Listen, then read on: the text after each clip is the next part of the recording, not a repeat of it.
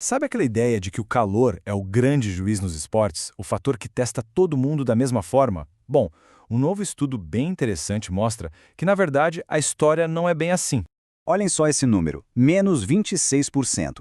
Essa foi a queda média de desempenho que atletas de elite tiveram ao competir em condições de calor e umidade em comparação com um clima mais ameno.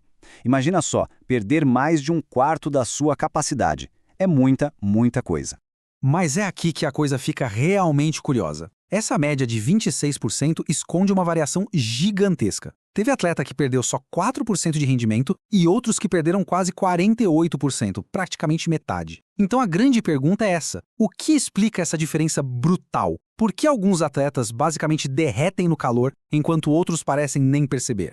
Para responder essa pergunta, os cientistas foram fundo. Vamos dar uma olhada em como eles investigaram de que forma o calor se torna esse verdadeiro assassino de performance.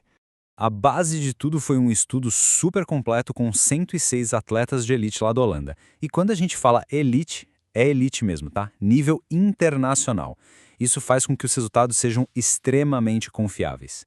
E para ter um controle total das variáveis, eles não fizeram os testes ao ar livre. Pelo contrário, levaram todo mundo para o laboratório, para dentro de uma câmara climática.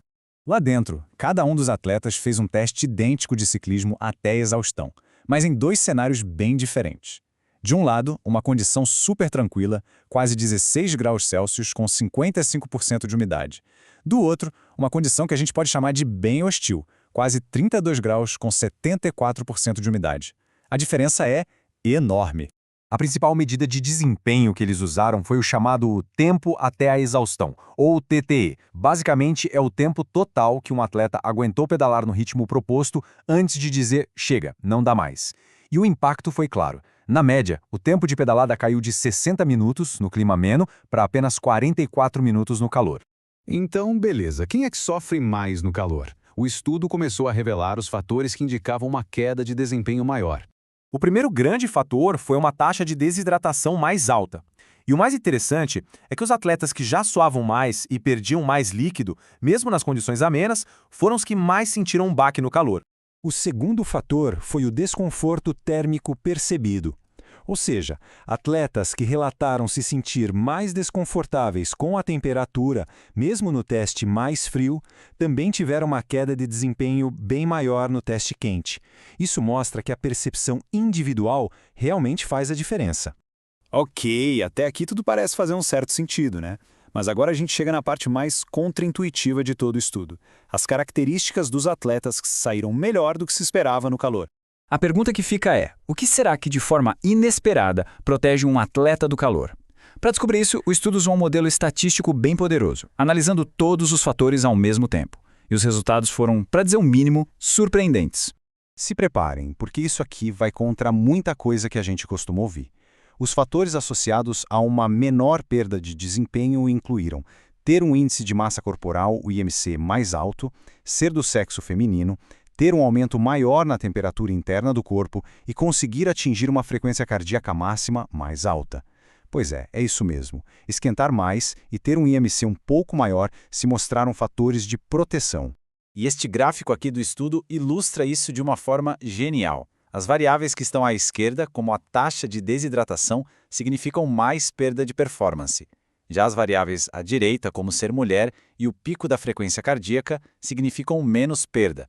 No final das contas, o modelo dos pesquisadores conseguiu explicar impressionantes 58% da diferença de desempenho entre os atletas. É um poder de previsão altíssimo. Vamos focar um pouquinho na questão da frequência cardíaca. O estudo sugere que ter a capacidade de levar o coração ao máximo, mesmo sob o estresse do calor, está ligado a uma menor queda de desempenho. Isso indica que esses atletas talvez tenham uma tolerância maior ao chamado desvio cardiovascular, que é basicamente o esforço extra que o coração faz para bombear o mesmo volume de sangue quando o corpo está superaquecido. Certo, tudo isso é ciência pura e fascinante. Mas e na prática? O que isso muda no mundo real? Vamos ver como a gente pode treinar o atleta moderno com base nessas descobertas. As aplicações práticas são bem diretas. Primeiro, monitorar a desidratação, e não só no calor, mas sempre, porque isso já pode identificar atletas mais vulneráveis. Segundo, acompanhar a percepção térmica, ou seja, entender como o atleta se sente. E terceiro, o mais importante, usar esses dados todos para criar estratégias personalizadas e não uma abordagem única que serve para todo mundo. E vale ressaltar que isso não é só teoria. Isso é um roteiro prático para otimizar a performance em eventos de altíssimo nível, como as Olimpíadas de Los Angeles em 2028, que com certeza vão acontecer sob calor. É sobre dar a cada atleta a melhor chance de sucesso. E isso tudo deixa a gente com uma pergunta final para pensar. Em um mundo que está ficando cada vez mais quente, onde competir no calor vai se tornar a regra, a nossa própria definição do que é o atleta ideal talvez tenha que mudar junto com o clima, não é?